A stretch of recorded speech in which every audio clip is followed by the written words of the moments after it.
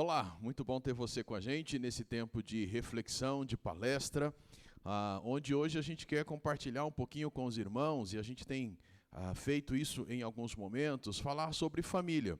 Tivemos o mês de maio, mas aqueles que fazem parte da nossa comunidade sabem que por vezes voltamos a esse tema que entendemos ser muito importante para a vida cristã da nossa comunidade. Então, quando a gente tem a oportunidade, a gente reserva um tempo para relembrar a todas as famílias verdades das Escrituras que nós precisamos viver.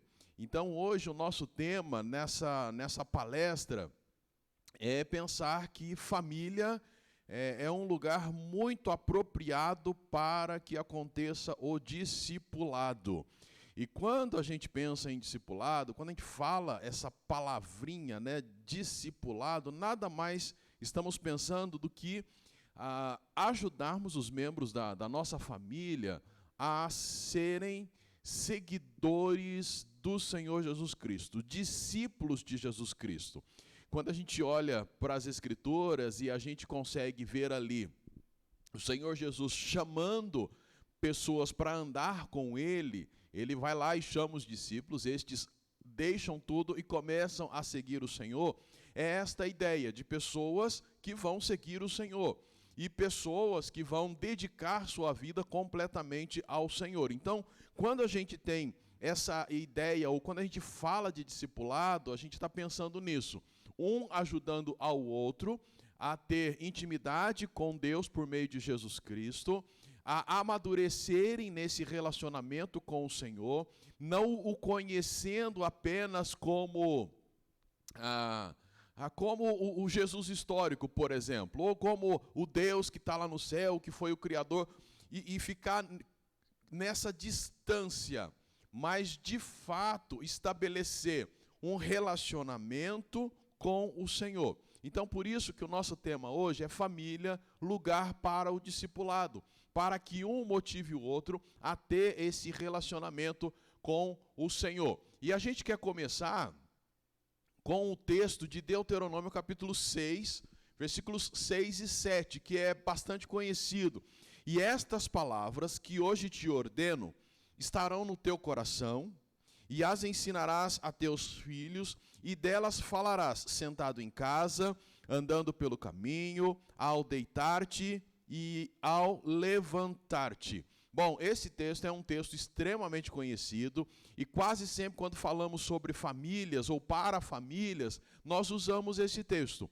Porém, tudo aquilo que é conhecido ainda continua tendo lições muito preciosas para nós. Então, eu destaquei aí algumas partes do versículo, a começar por "e estas palavras".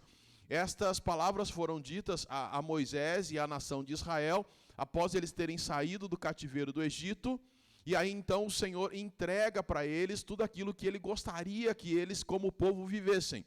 E está lá no livro de Deuteronômio, o 5º livro da Bíblia, escrito por Moisés. Para nós hoje, a gente pode entender que estas palavras é a Bíblia.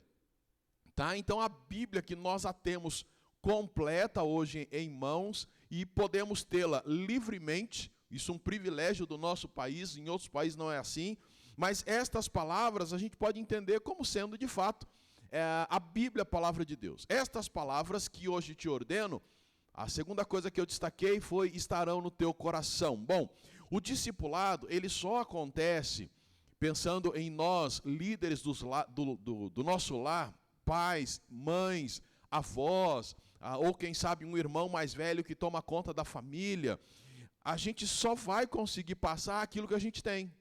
Estarão no teu coração. A ideia é da mente, na sua cabeça. Então a palavra de Deus, primeira coisa que precisa acontecer, ela precisa estar na nossa mente, na nossa cabeça. E como é que ela vai entrar na nossa cabeça? Não tem outro meio a não ser quando nós lermos. Ela só entra aqui quando passa por aqui, pelos nossos olhos. Então, para que o discipulado aconteça na família, primeira coisa é que essa palavra precisa estar no nosso coração. E como é que ela vai estar no nosso coração? Eu preciso lê-la. Por isso eu preciso investir tempo para ler a palavra de Deus. Então, homens, mulheres, pais, mães, avós, gente, se houvesse digamos assim, um remédio mais simples ou mais fácil, a gente daria. Mas como a gente entende que não há, a gente apresenta a palavra de Deus, e você tem que ler. E você vai ter que investir tempo e tempo de qualidade, vai ter que reorganizar a sua agenda aí para ter tempo para ler a Bíblia e incentivar os demais da sua casa, seus filhos, a lerem e se apaixonarem por ela, a lerem a Bíblia e irem para esta leitura com o coração aberto, para que de fato Deus faça a transformação que Ele quer fazer. Então não tem outro caminho, não tem outro jeito. Tá? Se houvesse, a gente até diria, na verdade alguns estão até dizendo que há 7 passos, 10 passos. Olha, o que eu conheço são 66 livros da Bíblia que a gente pode ler, e podemos ler em 1 ano, 2 anos, e à medida que vamos lendo, já devemos viver aquilo que já conhecemos, como diz o autor aos Hebreus. Importa que nos apeguemos às verdades aprendidas. Parece que está lá no capítulo 2 do livro de Hebreus. Então, conforme vamos lendo, se eu li Gênesis 1, puxa, eu vou começar a viver e louvar Deus por aquilo que Ele fez, tentar extrair dali alguma lição para a minha vida. Li Gênesis 1 inteiro e percebi lá várias vezes aquela expressão e viu Deus que isso era muito bom. Quer dizer, tudo que Deus fez foi bom. Bom, se Deus fez coisas boas, eu acho que eu também preciso começar a fazer coisas boas. E aí você começa a compartilhar com os da sua casa, olha, vamos fazer tudo de forma correta, bem feito, porque Deus, tudo que Ele faz de forma bem feita. Percebe? Isso é discipulado. Isso é ensinar aquilo que está no teu coração. E aí o outro destaque que é feito aí no texto é esse. E as ensinarás a teus filhos. Lembra que aqui a palavra está sendo dada aos líderes dos lares, das casas, e eles então tinham que ter essa palavra no coração para ensinar aos filhos e falar delas. Ensinar, falar. Não é só ensinar no sentido, está aqui, viu? Não, é falar o que você leu, apresentar para eles. E aí o destaque é, quando você está em casa, e lá na sua casa, tanto ao deitar-te quanto ao levantar-te. A ideia que o texto traz aqui, depois vai trazer também a ideia de andando pelo caminho, é mais ou menos o seguinte: em todo o tempo, em casa, fora de casa, andando, ao deitar-te, ao levantar-te, a ideia da palavra de Deus está aí fervilhando na vida de vocês. Quer ver só um exemplo bem legal? Se a gente observar o tempo que nós estamos vivendo agora, esse tempo de pandemia, você deve ter observado na sua casa que o assunto só foi pandemia. Talvez agora esteja um pouquinho menos, mas alguns, talvez aí 1 mês e meio atrás, o assunto quase que o dia todo, o tempo todo que a família se aproximava, se sentava, o assunto era pandemia, o assunto era coronavírus. Daqui a um tempo o assunto vai ser outro. Mas você percebe que é possível a gente massificar um assunto dentro de casa, e a gente faz isso às vezes sem perceber. Por isso que o Senhor Deus falou para Moisés, olha, vai falar dessa palavra que está no teu coração, na tua casa, no caminho, quando vocês forem deitar, ao levantar, quer dizer, o tempo todo. É possível fazer isso. A questão é, por que a gente falou tanto de pandemia? Nós falamos tanto de pandemia porque você ligava o rádio, era pandemia, ligava a TV, era pandemia, acessava a internet, pandemia. Tudo era pandemia. E ainda, de certa forma, continua sendo. Então, quanto mais você ouve coisas, o que você ouve, você, sem perceber, você passa. Então, imagina só, nas nossas casas, nos nossos lares, cada um de nós, líderes, nos enchendo da palavra de Deus. Acordo de manhã, vou ter o meu tempo de leitura da palavra de Deus. Na hora do almoço eu reservo também um tempo, à noite mais um tempo. Eu vou me enchendo da palavra de Deus, daquilo que eu estou cheio, é aquilo que eu quero falar. As descobertas que eu faço da Bíblia é aquilo que eu quero falar. Então, é muito natural. Deus, quando Ele fala estas palavras, ou quando Ele pede para a gente fazer isso, Ele não está pedindo nada absurdo. Porque Ele sabe que a gente fala naturalmente daquilo que a gente está sobrecarregado com aquilo. E aí, a gente descobre pelos nossos bate-papos em casa do que nós estamos cheios. Nós estamos cheios, às vezes, de programas da TV, canais de internet, os influenciadores digitais. Aquilo que eles estão falando é que estão me enchendo, então é disso que eu falo. Por isso, a palavra aí, o versículo está falando a respeito desse desafio. Primeiro, ter essa palavra no nosso coração, agradecer a Deus porque estas palavras estão aí disponíveis para nós. Nós temos a Bíblia e podemos lê-la. Tem um país, a gente tem até um vídeo mundialmente conhecido, um país chamado Eritreia. Lá na Eritreia é proibido o evangelho, é proibido ter Bíblia. E um pastor, ele tinha apenas uma folha da Bíblia, lá do livro de Timóteo. E imagina, ele pastor, tendo uma folha da Bíblia, todas as reuniões que ele tinha, que ele fazia com as pessoas secretamente, imagina qual livro da Bíblia que ele pregava. Ele tinha só uma folha de Timóteo. Ele pregava uma folha. Ele tinha que escolher o lado A ou o lado B da folha e pregava. E foram anos e anos pregando aquilo. Estas palavras que ele tinha foram as palavras que estavam no coração dele e a que ele ensinou à sua igreja. Hoje nós temos milhares de páginas da Bíblia, toda ela, 66 livros, que deve estar no meu coração, no teu coração, para a gente ensinar para os nossos filhos e falar delas o tempo todo. Né? Isso é muito legal. E por quê? Porque o momento que a gente está vivendo é um momento único na história. Faz mais de 40 anos que eu participo de uma comunidade cristã e nunca vi, nesses 40 anos, mais de 40 anos, mais especificamente 44 anos, nunca vi a igreja ficar meses sem ter reunião presencial. Talvez algum irmão, eu não sei se alguém viu isso nos últimos 100, cento e poucos anos. Pelo menos no Brasil, todos os domingos, vamos usar a expressão, era sagrado a igreja se reunir. Hoje, não. Nós estamos aí, eu acho que já uns 15, 16 domingos, sem nos encontrarmos, sem termos reunião presencial. Por isso, considerando esse momento único, o sacerdócio no lar precisa ser ativado ou reativado. O investimento de tempo com a família é essencial. E por que eu estou usando a ideia do sacerdócio ser reativado? O texto de Deuteronômio que nós lemos, ele fala o quê? Para ensinar em casa. Quando Deuteronômio foi escrito, eles estavam no deserto. E a responsabilidade espiritual da família era do líder da casa, ele que era responsável. É claro, tinha Moisés como líder, tinha lá os sacerdotes que serviam no tabernáculo, mas quem ensinava a família era o chefe da casa. Mas com o passar dos anos, as comunidades vão sendo criadas, surge aí a figura do líder, do pastor, do professor de escola bíblica, dos demais líderes da igreja, e o pai de família, a mãe de família, os avós, pegam tudo isso e empurram para que toda a educação espiritual seja realizada por quem? Pelo pastor, pelo professor de escola bíblica, pelos líderes da igreja. Ainda no Novo Testamento, se você olha para quando Paulo, conversando com Timóteo, ele fala assim, olha, eu sei da fé que você aprendeu lá com a tua avó, com a tua mãe.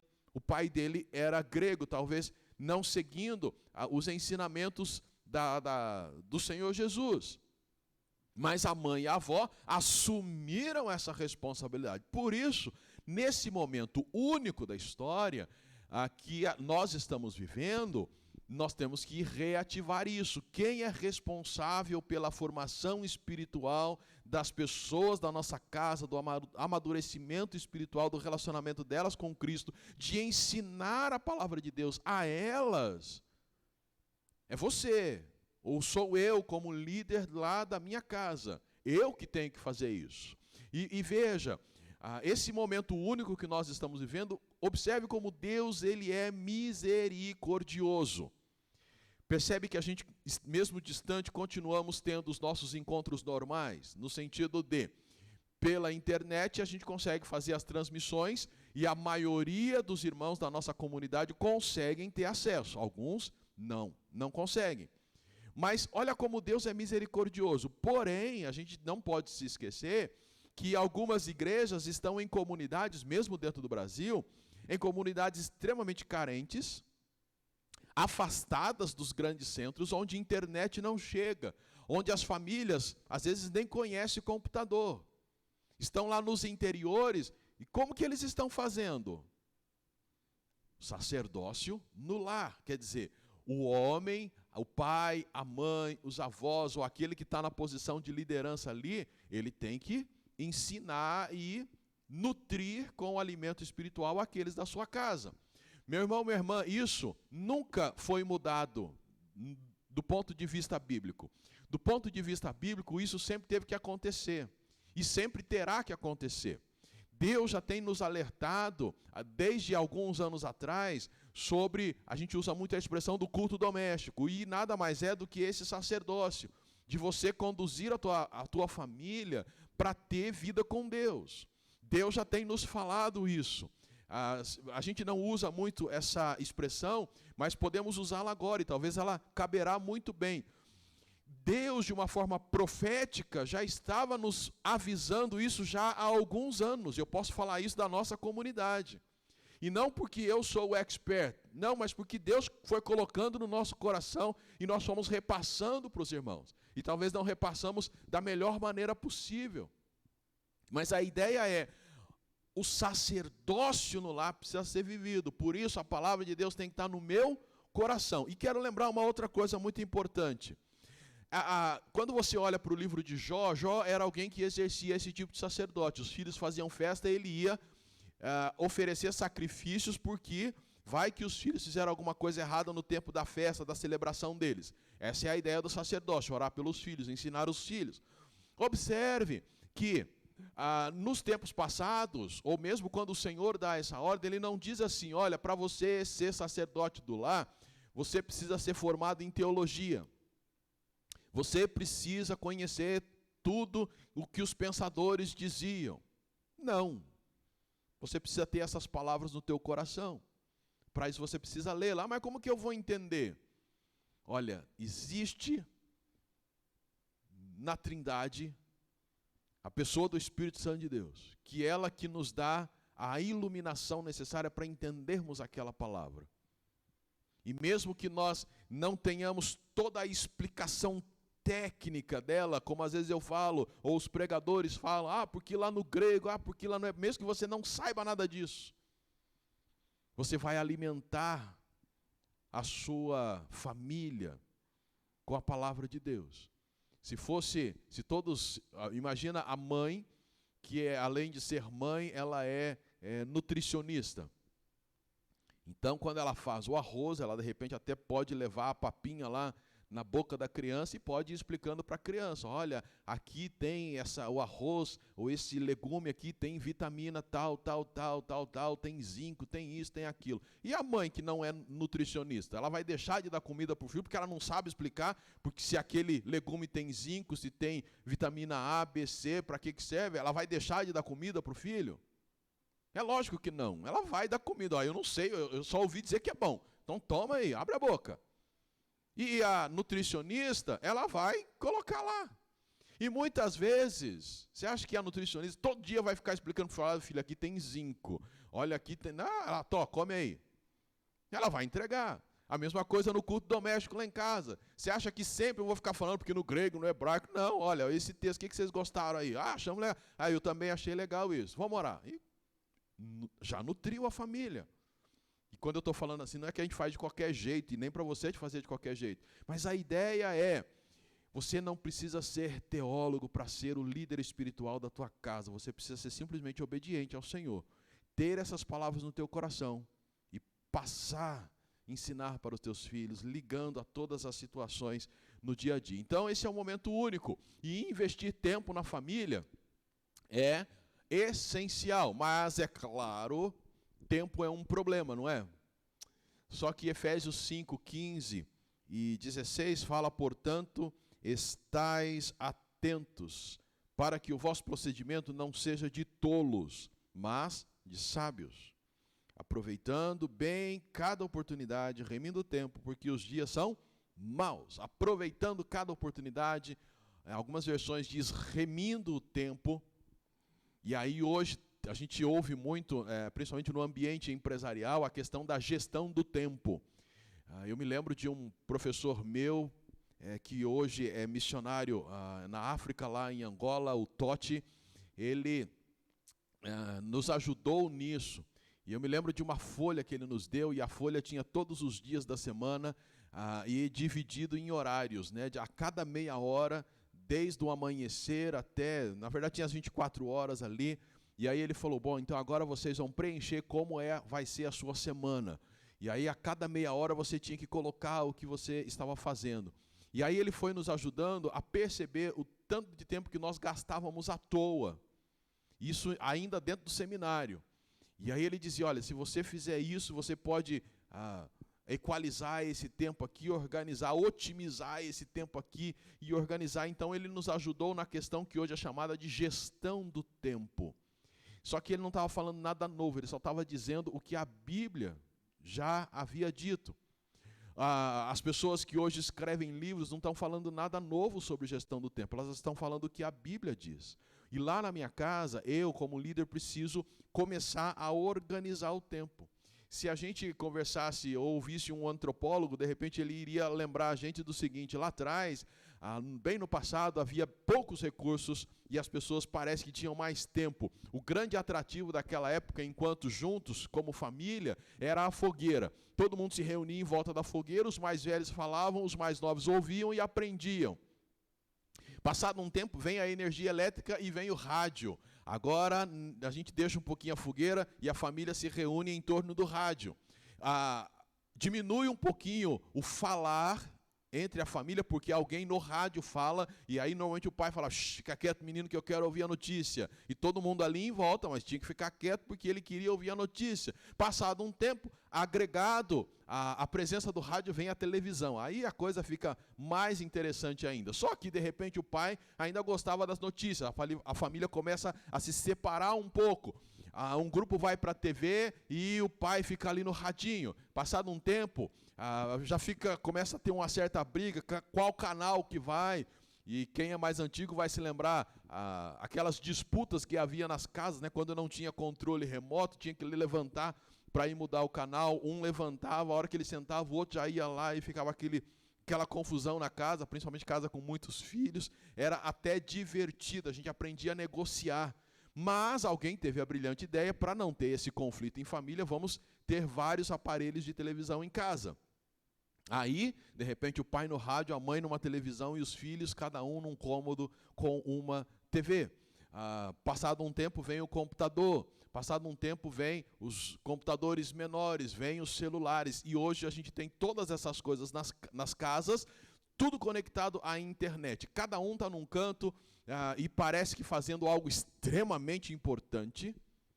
E a gente começa a perceber que o nosso tempo, boa parte dele, enquanto juntos como família, é desperdiçado com coisas não importantes e não conseguimos ter tempo para investir na família, no relacionamento e, logicamente, também no nutrir espiritual a família. Por isso que o texto fala para a gente não agir como tolo.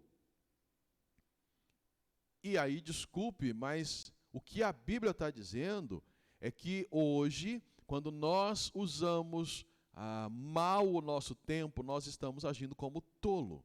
Quando nós não temos tempo para falar com os nossos familiares, para ler a Bíblia com eles, para desafiá-los a serem melhores na vida com Cristo, nós estamos sendo tolos e não sábios.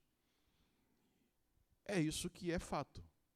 Talvez a gente precise, talvez não, a gente precisa buscar o Senhor para aprendermos a remir o tempo, a organizar melhor o nosso tempo. A gente já trabalha, ficamos o dia todo fora. A hora que a gente volta para casa, o que eu vou fazer?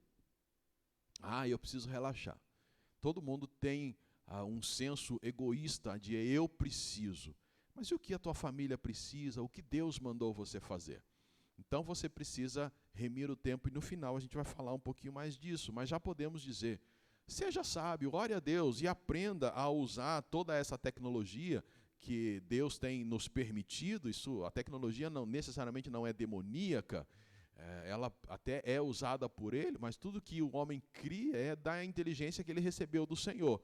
Então, ore a Deus para saber usar essa tecnologia a favor, inclusive para nutrir espiritualmente a família. Faça isso e com certeza Deus vai ajudar muito você. Mas vamos pensar um pouquinho em quais áreas a gente pode trabalhar para ajudar nesse discipulado da família. Eu coloquei aí algumas coisas, as áreas: caráter, carreira, casamento e Christian life. A última foi aí só de brincadeira, para continuar com a letra C, mas eu estou pensando em vida cristã. São esses os pontos que eu acho que é muito importante a gente nutrir espiritualmente a família, a gente já ir trabalhando. E como que eu quero que você entenda isso? Quando a gente apresenta as Escrituras, nós já estamos trabalhando essas coisas. Não é assim, hoje eu vou trabalhar sobre caráter. No culto doméstico eu vou falar sobre caráter. Não, não é necessariamente isso. Mas quando você vai lendo as Escrituras com a tua palavra, vamos imaginar, na sua casa você, pelas próximas semanas, vocês vão ler juntos o livro de Gênesis. Cada dia um capítulo de Gênesis.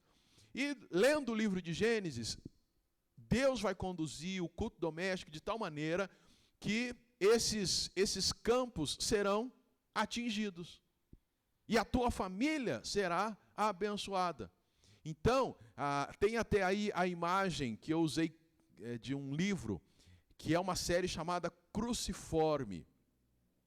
Tendo uma vida no formato da cruz. Seria mais ou menos essa ideia, da Edições Vida Nova. Você pode adquirir, são vários livros, muito interessantes esses livros, que vão ajudar também no processo de discipulado lá na tua casa. Lembrando que a Bíblia é o livro principal. Lembra daquele irmão da Eritreia? Só tinha Timóteo. E isso abasteceu não só a vida dele, a família e toda a comunidade que ele conduzia.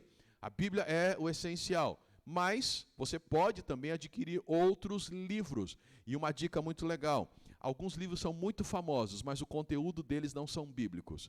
Observe bem os livros que você adquire. As editoras que você adquire, muitos acabam passando uma ilusão. E é muito legal a gente observar o seguinte: eu não posso ler mais livros avulsos do que a Bíblia. A Bíblia é o meu livro principal. Os demais livros eu vou colocando, orientado pela minha gestão do tempo, eu vou colocando, mas sem deixar de ler as Escrituras. A Bíblia, ela é primordial. Mas estes são os campos que a gente deve trabalhar com a nossa família. Trabalhar o caráter. E eu gostei dessa frase: o cristão deve viver de tal forma que não tenha medo de vender o papagaio da família para os fofoqueiros da cidade. Tá? Eu gostei muito dessa frase. Imagina você vendendo o seu papagaio e ele começar a soltar tudo que vocês eram como família. E os fofoqueiros da cidade sabendo disso e saindo contando para todo mundo. Então, a nossa maneira de viver como cristãos deve ser tão tranquila que o papagaio pode ser entregue para qualquer pessoa. E deve ser tranquilo porque nós hoje somos nova criatura, segundo aos Coríntios 5,17. Texto que eu coloquei aí. Portanto, se alguém está em Cristo, é nova criatura ou nova criação. As coisas velhas já passaram e surgiram coisas novas. Tem um outro texto que é bastante conhecido também, que é Romanos 12, 1 e 2, que o apóstolo Paulo, ele também traz para nós essa ideia de transformação de vida, de caráter. Versículo 1, portanto, irmãos, de Romanos 12, portanto, irmãos, exorto-vos pelas compaixões de Deus, que apresenteis o vosso corpo como sacrifício vivo, santo e agradável a Deus, que é o vosso culto racional. E aí vem: e não vos amoldeis ou conformeis ao esquema deste mundo, mas sede transformados pela renovação da vossa mente, para que experimenteis qual seja a boa, a agradável e perfeita vontade de Deus. Eu tenho a mente transformada, abastecida pela palavra. Ao lê-la com a minha família, eu vou ajudar que os membros lá da minha família, os meus filhos, a minha esposa, o meu esposo, tenham também o caráter de Cristo, e que as pessoas ao redor, na sociedade, na vizinhança, na comunidade cristã, vejam o caráter de Cristo em nós. Quer ver? Eu citei isso em uma das nossas mensagens recentemente, essa questão do auxílio emergencial do governo.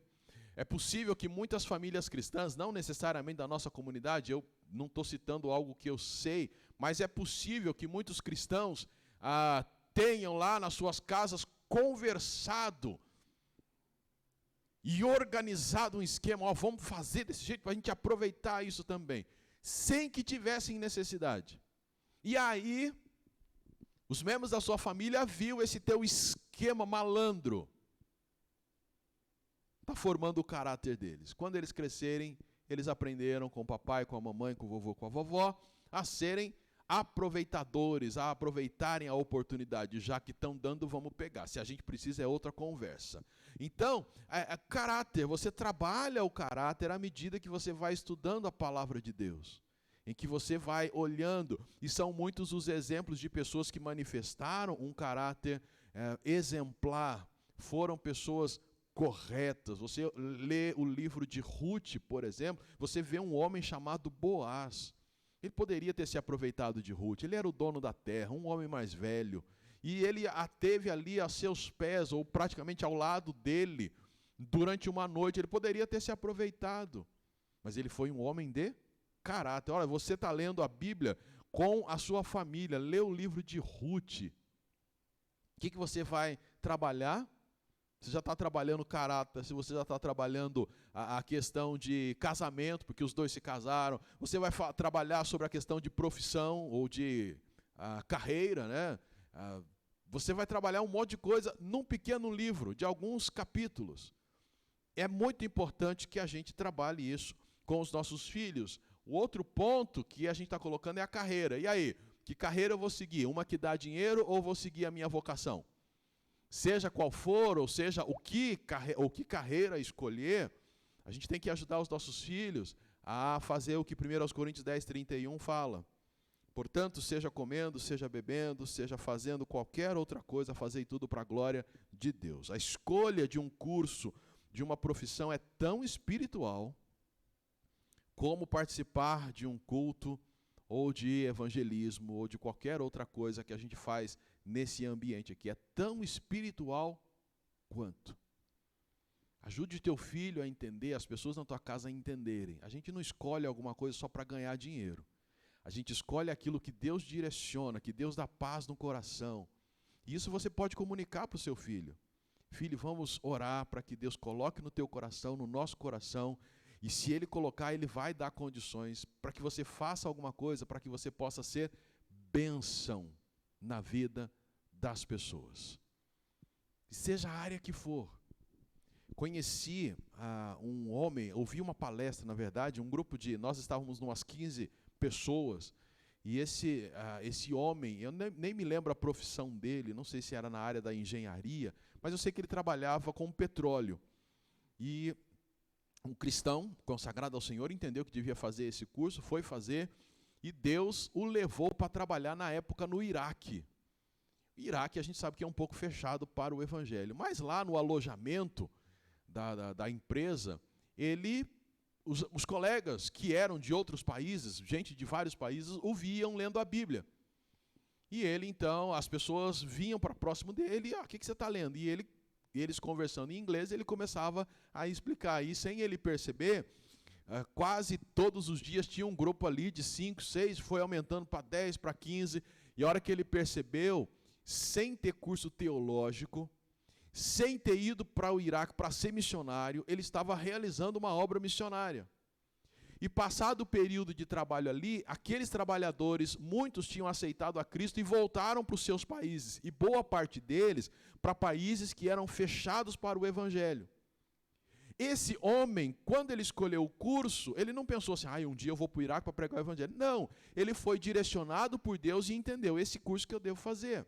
Existe curso mais espiritual ou menos espiritual? Não, todos podem ser escolhidos para a glória de Deus. Ajude o teu filho a não escolher algo só pelo dinheiro que ganha.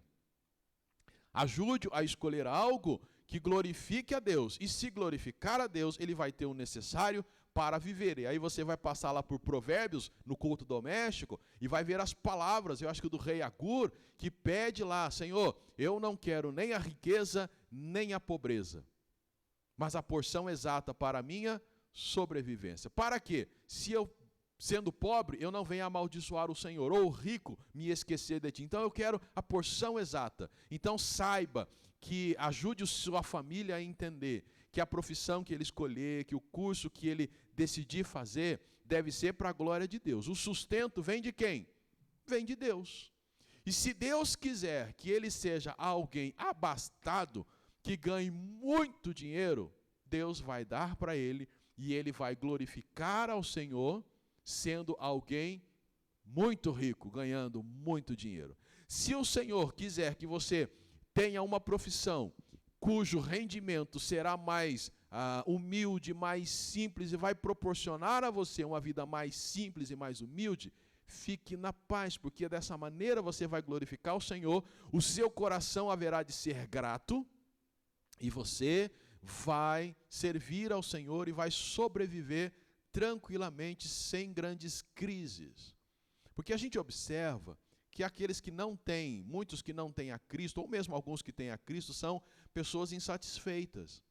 E não interessa se ela tem muito ou se ela tem pouco. A insatisfação não escolhe o quanto que você tem depositado lá no banco. A insatisfação é algo do coração, não tem a ver com a conta do banco. Às vezes a conta do banco está lotadíssima, tem dinheiro perdido, e a pessoa é insatisfeita, é ingrata.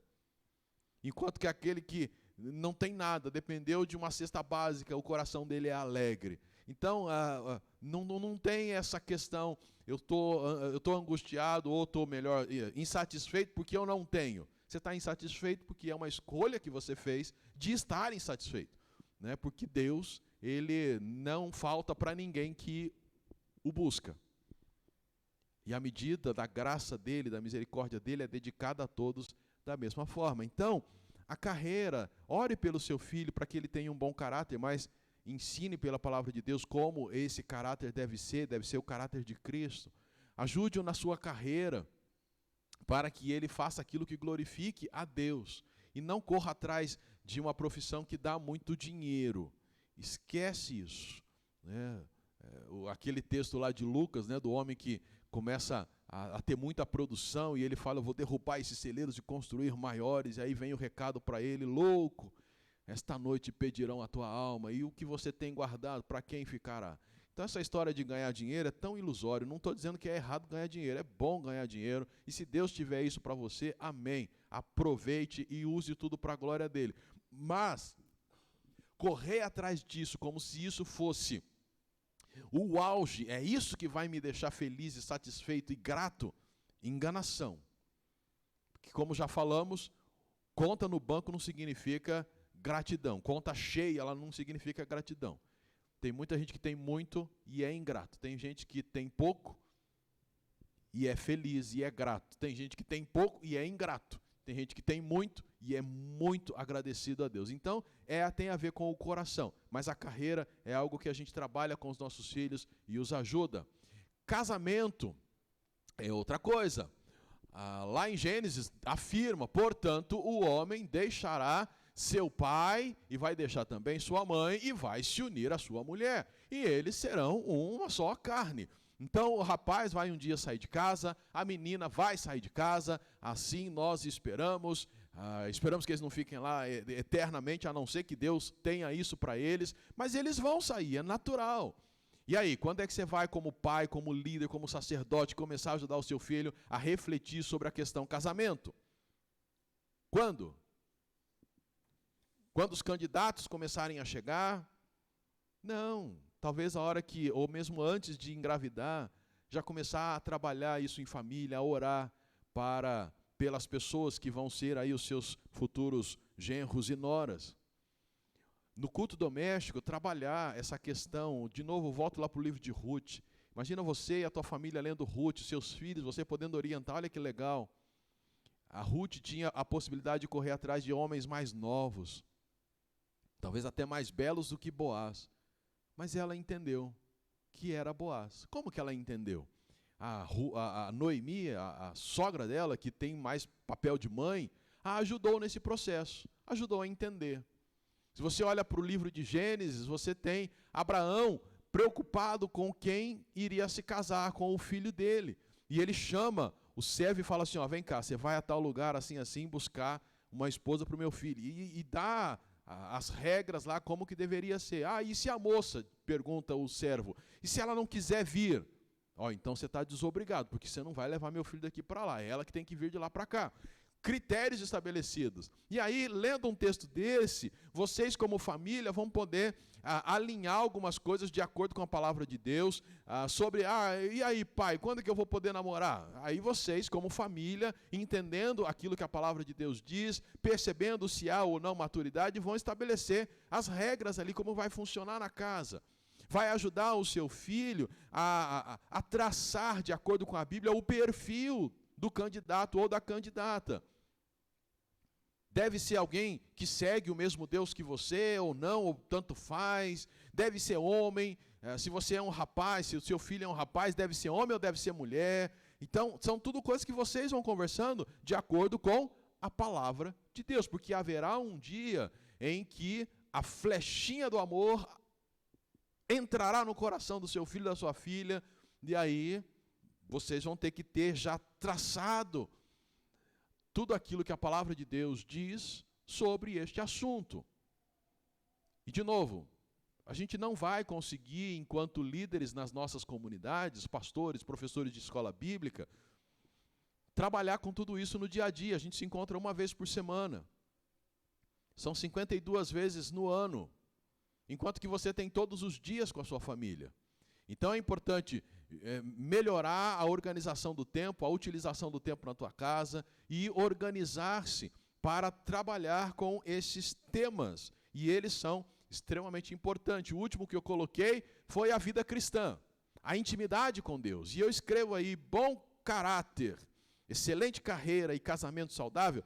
Tudo isso é muito bom, é ótimo, mas a intimidade com Deus, por meio de Jesus Cristo, é o que garante a entrada no céu. Eu fiquei pensando que a mãe daquele ladrão que foi crucificado com Jesus, de repente ela é muito mais feliz do que muitos pais, porque ela pôde ouvir Jesus falando para aquele seu filho que não prestava, que só lhe deu dor de cabeça a vida inteira. Jesus falou assim para ele, hoje mesmo estarás comigo no paraíso. Enquanto muitos pais têm filhos que são de caráter, a cidade inteira fala bem dele. Ele tem uma carreira excelente, invejado por muitos, tem um casamento também solidificado, tá tudo ótimo.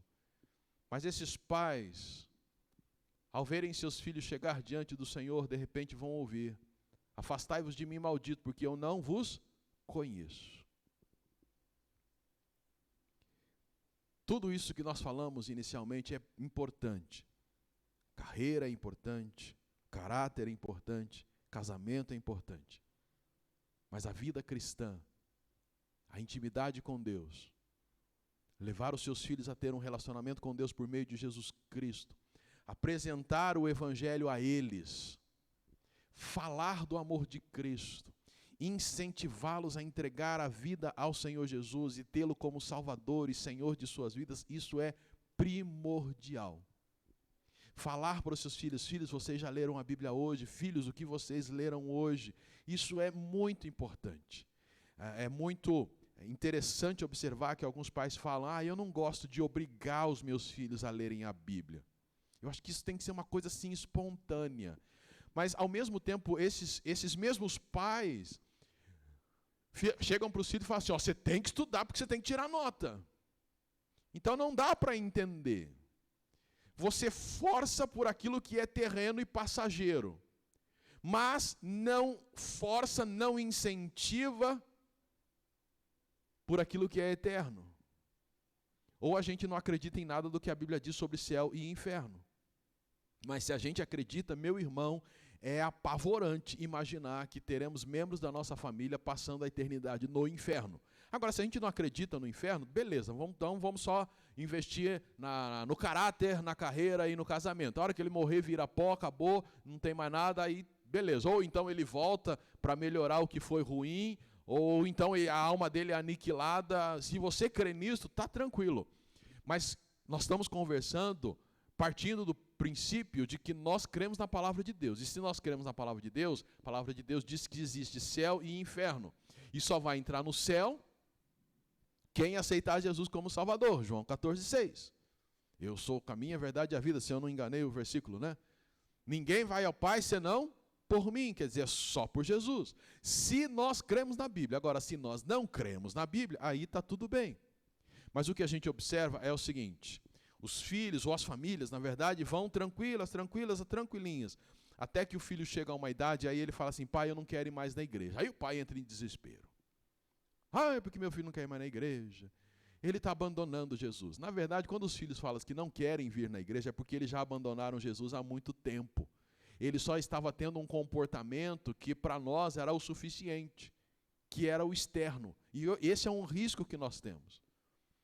Porém, nós temos que ajudar os nossos filhos a ter essa intimidade com Deus, para que a gente não seja pego de surpresa amanhã, quando os nossos filhos e os cristãos entrem em pavor quando isso acontece, né? E eu também entraria, é claro, quando os filhos resolvem começar a beber, começar a fumar, resolvem ir para as baladas, para a prostituição, muitos vão aí se meter em adultério, alguns vão para a criminalidade, vão para as drogas, a gente fica apavorado. E aí a gente quer resolver, consertar tudo em pouco tempo. E nos esquecemos que a gente teve toda a infância deles, toda a adolescência deles para fazer esse trabalho. E negligenciamos, porque a gente não tinha tempo. Porque a gente acreditava que o professor da escola bíblica já era o suficiente. As mensagens proferidas pelo pastor era suficiente. Acorda! Nós temos na nossa comunidade várias famílias que têm filhos ainda pequenos. Meu irmão, minha irmã, palavra de Deus para você. Acorde, apresente o evangelho, as boas novas de Cristo para a tua família. Fale sempre de Jesus. Incentive todos a receberem a Jesus como Salvador. Incentive-os a lerem a Bíblia. Leia a Bíblia junto com eles.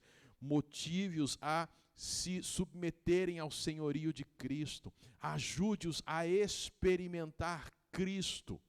E tem várias situações que você vai poder fazer isso. Como família, proclamem o evangelho a outras pessoas. Ajude os seus filhos a terem a alegria de ver pessoas vindo para Jesus. A tua família vendo outra família sendo transformada pela mensagem que vocês levaram a elas, isto é, por Jesus. E a gente, então, deixa alguns desafios para cada um de nós. Primeiro, invista tempo com a sua família. Invista tempo na família. De novo, reorganize aí a sua agenda para que você tenha tempo com a família. Utilize de forma adequada a tecnologia e invista realmente tempo. Outra coisa, abra-se para o ensino mútuo. O pai ensina os filhos, a mãe ensina os filhos, mas também aprende com eles.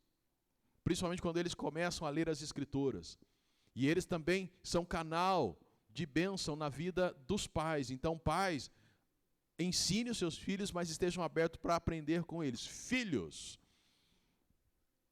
aceitem o ensino dos seus pais. Confie naquilo que eles estão falando, uma vez que eles estão ensinando para vocês a palavra de Deus. Às vezes, o que ele vai sugerir para você, baseado na palavra, não é a coisa mais interessante do mundo. Não é a coisa mais agradável. Mas aceite. Aceite o ensino do teu pai, mesmo quando ele começar a falar assim, então, no meu tempo. E aí a gente sabe, ou imagina que existe uma chavinha lá no cérebro do adolescente que desliga, né? Ela cai. Adolescente, quando o pai falar ou a mãe falar no meu tempo e a chavinha cair, vai lá e empurra ela de novo e liga e fica segurando. Escuta todas aquelas histórias. Até porque um dia você vai contar as suas. Aí você pode descontar no teu filho contando as suas e a dos seus pais também. Porque o seu avô falava isso e eu falo também. Então, aceite o ensino que vem aí de todo mundo. Tenha vida individual de estudo da palavra de Deus. E aí vale uma coisa bem legal. Gente, a gente precisa organizar o nosso tempo. Ou acordar mais cedo ou dormir mais tarde. Enfim, diminuir o nosso tempo na internet, na TV, vendo os programas que a gente gosta. Estabeleçamos uma meta. Olha, eu vou ler a palavra de Deus por tanto tempo, todos os dias. Não interessa se é feriado, sábado ou domingo. Eu vou ler as Escrituras e vou me abastecer. E vou compartilhar com os da minha casa aquilo que eu estou lendo. Isso é muito importante. De novo, eu volto a dizer, se houvesse um remédio mais simples, a gente passava. Mas o melhor remédio é esse aqui. E você não vai aprender a palavra de Deus com ela fechada, você tem que lê-la. E pela graça de Deus, como eu falo, o Brasil é um país super abençoado. Se você é alguém que tem visão, a Bíblia está aí impressa. Se você não enxerga, tem a Bíblia em braille, ou você pode ouvi-la. Enfim, você tem todos os meios para conhecer a palavra de Deus. E isso é o nosso maravilhoso país. Faça também o culto doméstico. Esse é aquele tempo de 10, 15 minutinhos por dia que você vai se reunir com a sua família, vão ler a Bíblia juntos, vão orar juntos, trocar ideias juntos. E como a gente já explicou, você não precisa ser teólogo, você precisa ter simplesmente a disposição de pegar o texto bíblico, abrir o texto bíblico, ler aquele capítulo e no final perguntar, e aí, o que vocês acharam? O que acharam da história? Eu gostei disso. E orar, Senhor, que o teu Espírito leve essa palavra no nosso coração. E de repente vai surgir alguma coisa, uma pergunta, e aí vocês vão conversando. Teve dificuldade? Anota, eu vou tentar ver com um irmão da igreja, que eu acho que ele é mais experiente, e de repente ele já sabe, ele já passou por isso. E aí nós como igreja, vamos trocando figurinhas. Um outro exemplo dentro dessa ideia de trocar figurinhas. Você já percebeu que mães e pais costumam se aproximar de outras mães e pais que têm filhos mais velhos e perguntam, o que você fez quando aconteceu isso, isso e isso? Como você fazia? E mesmo quando a pessoa não pergunta como você fazia, ela automaticamente, quando mães se aproximam, pais se aproximam, ei, meu filho passou por isso e foi assim. E sem perceber, nós estamos ensinando uns aos outros. A mesma coisa pode ser com relação ao culto doméstico. Olha, quando eu comecei a fazer o culto doméstico, era meio esquisito, mas hoje é tão legal. Esses 10 minutos às vezes vira 30 minutos, 1 hora. Mas 10 minutos está ótimo. Então faça o culto doméstico. Link as situações vividas com as verdades bíblicas. E isso aqui é muito legal. Lembra que o texto que a gente leu lá no começo fala andando pelo caminho? Então, você está com a sua família, às vezes viajando ou mesmo andando na cidade. Algumas coisas que vocês veem, como líder da casa, tenta ligar isso às Escrituras. De repente você está viajando, as crianças pequenas veem lá um bezerro. Lá o bezerro, bebezinho fica vendo tudo, né? Perguntando o que é aquilo. É um bezerro. Aí você ora a Deus, Senhor, me ajuda a lembrar de algum texto na Bíblia que fala sobre bezerro. Já lembrou? Então, filho, olha lá, um bezerro, igualzinho àquele que o povo de Israel fez quando saiu do Egito e deixou Deus com raiva, deixou Deus irado. Muito bonita a criação de Deus, mas a gente não pode adorar a criação de Deus, viu? E você já está ensinando o quê? Algo que alguns países fazem, que é a adoração de animais. Você já ensinou o teu filho, não deve adorar. Percebeu como você simplesmente linkou aquilo? Fez a ligação daquele animal, criação de Deus, maravilhosa criação de Deus, mas que muitas vezes o homem transforma. Às vezes você vê um casal discutindo, você já vai usar isso para ajudar o seu filho. Olha, filho, observa então isso aí, que isso você pode perceber antes mesmo de namorar. E aí você vai trabalhando. Você pode linkar com as questões bíblicas, por exemplo, aquilo que os filhos adolescentes hoje gostam. Música, sempre foi muito usada, séries de TV.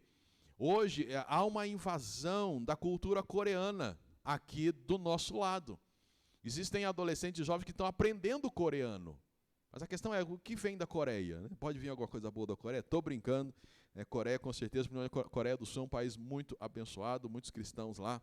Mas Alguns outros países, por exemplo, a Coreia do Norte. Coreia do Norte, se você for pego andando com uma Bíblia, você vai ser preso. Fuga do Campo 14 é um livro muito interessante, se você puder ler, de alguém que conseguiu fugir de um desses campos de pessoas que ficam presas lá na Coreia do Norte. Isso acontece. China tem alguns grupos que têm pessoas de vários países, e esse grupo então visita esses países. Tem da China, tem membros lá da Índia. São 2 países que está crescendo assustadoramente a perseguição a cristãos. Além disso, são países que adoram deuses que não o Deus da Bíblia. Mas é essa cultura que está fazendo a cabeça da nossa galera. Séries mexicanas que chegam para nós. O que o México acredita? Qual é a crença deles? O que está sendo passado? Então você sentar com o seu filho e não para falar, não assista a isso. Não, mas ajudá-lo a perceber, a ter o olhar bíblico daquela situação. Porque não tem jeito, né, de você impedir o seu filho, vou mudar para as montanhas onde não tem energia, não tem internet, e assim a gente vai poder ser santo lá. Não existe isso. O próprio Jesus, em João capítulo 17, falou, não peço que os tire do mundo, mas que os livres do mal. Então, você vai assistir a alguma coisa, assista com seu filho e ajude ele a fazer essa ligação com aquilo que está sendo mostrado, com as verdades bíblicas. É correto aquilo? Tem alguma lição que a gente pode extrair dali? O que a Bíblia diz sobre isso? E desenhos, coisas simples, né? Eu falei desenho aqui, porque eu lembrei, por exemplo, daquele seriado que muita gente ainda assiste, o Chaves. Observar a atitude do Chaves, é uma atitude positiva, negativa? Do Kiko, é positiva, negativa? O que tem de positivo na maneira como o seu Madruga vai arrastando suas dívidas? Ou a maneira como a dona Florinda trata o seu Madruga? O relacionamento dela com o seu professor Girafales? Então, a bruxa do 71, que tem um gato chamado Satanás. Opa, como que eu vou lidar com tudo isso? Como que eu vou assistindo com os meus filhos? E aí os pais também vão ter que assumir um compromisso. O que você assiste, o que você vê, o que você adora. E aí a família vai se fortalecendo cada vez mais. Lembrando que até os nossos momentos de lazer é momento de adoração. Nós continuamos em culto. Porque nós vivemos em culto. Você não vem ao culto. A sua vida é um culto. Bom ou ruim, é um culto. Então, quando você está lá navegando pela internet, você está em culto. E eu li certa vez num livro que eu achei muito interessante. Imagine que quando você viesse à igreja, tivesse um aparelho que projetasse tudo aquilo que você pensou e que você viu durante a semana. Então, cada membro de uma vez, né? Uma vez de cada membro, né? Um por vez. Essa máquina iria projetar no telão da igreja tudo o que você pensou, tudo o que você viu. Com certeza, os bancos ficariam vazios e ninguém mais voltaria à igreja. Porque você já imaginou ser projetado aquilo que eu vi, aquilo que eu pensei, as imagens que foram formadas na minha mente? Então, é muito importante a gente lembrar que todo o nosso tempo nós estamos em culto. E essa projeção ninguém vê, mas Deus vê. E por último, ore sem cessar. Por que a oração? Porque a Bíblia diz para a gente orar sem cessar, é a nossa maneira de conversarmos com Deus, é a maneira de ouvirmos Deus, é a maneira de mantermos a nossa intimidade com o Senhor, é a maneira de colocarmos diante do Senhor a nossa família, para que em todos esses campos que nós ressaltamos hoje e outros que poderiam ser ressaltados, todos eles possam caminhar de acordo com a vontade de Deus. Se você tem pessoas da sua família que estão longe de Cristo, ore intensamente para que elas venham para Cristo. Se você tem alguém na tua casa que mesmo se dizendo cristão tem agido como não cristão, ore, mas não ore 5 segundos não. E eu já falei isso, se você tem um problema desse tamanho, você não vai orar esse tamanho. Ore o máximo que você puder. Substitua tempo de TV e internet por oração. Dobre os seus joelhos e ore. Como aquele homem na história cujo nome me foge, que era conhecido como joelhos de camelo, de tanto que ele orava. Ore, dobre os seus joelhos. Quem sabe fique horas orando. E isso, gente, a gente ouve muito em mensagens e quase nunca pratica, mas no nome do Senhor Jesus, que alguém que esteja aí realmente necessitando, e mesmo os que não estiverem necessitando, comecem a fazer isso. Quem sabe passar horas intercalando oração e leitura bíblica, orando textos da Bíblia, orando, lendo um texto dos Salmos e orando aquele salmo. De que maneira? Personalizando aquele salmo, usando agora como exemplo o Salmo 23, o Senhor é o meu pastor e nada me faltará. Aí você vai orar esse salmo: Senhor, que nesse dia eu o reconheça como meu pastor e que eu tenha convicção de que nada está me faltando, por isso eu tenho o coração agradecido. E aí você pode começar a agradecer tudo aquilo que você tem. E aí vai ser algum tempo em que você não vai focar naquilo que você não tem, mas você vai focar naquilo que você tem. Deus, eu agradeço porque eu amanheci com saúde, minhas duas pernas se movimentando tranquilamente. Eu te agradeço por meus braços, eu te agradeço porque meu corpo está em ordem, minha visão está em ordem, minha cabeça está em ordem. Obrigado pelo meu marido. E não precisa nem dizer, ele não é o melhor do mundo, não. Obrigado pelo meu marido. Ele é o meu marido, ela é a minha esposa. Obrigado porque ela também amanheceu bem. Obrigado porque o Senhor deu mais um dia de vida, de tal maneira que é uma oportunidade do Senhor continuar trabalhando no coração dele, transformando a vida dela. Então você vai orando e colocando tudo que está no lugar. E olha, você vai passar horas e horas orando. Principalmente a hora que você abrir a geladeira e falar: Senhor, obrigado pelo que tem no freezer. Senhor, obrigado porque tem gelo. É um sinal de que o freezer está funcionando, não queimou. Oh, glória a Deus. Obrigado pelo gelo que fez ali. Obrigado, Senhor, pelas frutas que tem aqui, por esse leite. Imagina, você vai orar por cada prateleira da sua geladeira, do seu freezer. Aí você vai lá para as panelas. Senhor, obrigado por esse resto de comida de ontem. Senhor, olha só o tempo que você vai orar. Imagina, isso só na cozinha, alguns pontos. Você vai para o quarto. Você vai abrir o guarda-roupa, vai orar por cada roupa, porque o Senhor, Ele é o teu pastor e nada te falta. Você vai agradecer pelo carro que você tem, pela sala que você tem, pelo banheiro que você tem, você vai agradecer por tudo. Vai para o trabalho agradecendo, chega lá, vai agradecer pelo trabalho, vai agradecer por tudo. Olha só, isso só no Salmo 23, versículo 1. Imagina se você lê o Salmo todo. Outros textos da Bíblia: ore sem cessar. O nosso problema é que nós escolhemos olhar sempre para o que não está certo. O que está dando errado é o que toma conta da vida. E isso dá um recado triste para Deus. E o recado para Deus é o seguinte: Deus, o Senhor é muito mau. Minha vida está uma porcaria e o Senhor não faz nada. E ele fala assim: poxa, mas está tudo no lugar, só um negocinho que está fora e você está me julgando por esse negocinho. Então, meu irmão, ore. E aí, por que eu estou falando isso? Porque agindo assim, você vai estar formando o caráter dos teus filhos. Teus filhos não vão ser reclamões, vão ser agradecidos. Vão ter um caráter de amor para com Deus. Você não reclamando do seu trabalho, os seus filhos vão ter prazer no trabalho. Mesmo que seja um trabalho que, culturalmente falando, não é lá tão aceito assim. Você, não reclamando do seu casamento, vai animar o seu filho a constituir uma família. Mas se todo dia você tem que reclamar do seu marido ou da sua esposa, de repente seus filhos vão entender assim: ó, casar com o sexo oposto não é lá grande coisa não, eu vou casar com alguém do mesmo sexo, a gente tem a mesma cabeça. E aí, então, lá na frente, você descabela. Por quê? Por quê, então? Porque você lá atrás jogou algumas sementinhas que você não viu. E ore pela salvação da sua família. Creia aquilo que Paulo falou aos Efésios. A salvação é pela graça. Pela graça sois salvos. É milagre de Deus. A salvação é uma ação de Deus.